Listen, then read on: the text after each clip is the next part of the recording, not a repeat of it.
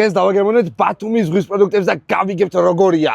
ეხლა აგიხსნით მარტივ არითმეტიკას, რომელიც თევზის ბაზარში ხდება. შედიხართ, ირჩევთ ნებისმიერ პროდუქციას, ყიდულობთ, მერე გადადიხართ იქვე მდებარე რესტორნებში, სადაც გიწვავენ თავის ფაში, მეგობრებო.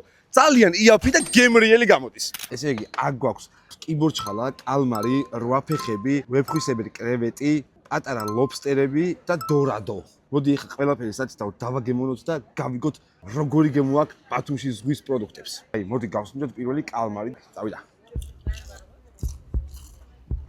ვაიმე და მაგარია. მოდი ახლა ნახოთ რვაფეხა როგორია. იგრევე თლიანი ნახეთ მეგობრებო, ვაიმე გელაპარაკია. მოდი შემდეგი დავაგემოვნოთ ვეფხვისებრი კრევეტი. ნახეთ რა მაგარი კრევეტია, აბა. მოდი შემდეგი დავაგემოვნოთ დორადო. დორადო არის ბათუმში ერთ-ერთი ძალიან პოპულარული თევზი. ახლა გავსინჯოთ კიბორჩხალა. ფეხები იჭმევაო? ახლა მოდი დავაგემოვნოთ პატარა ლობსტერები. აი. მაგარია რა.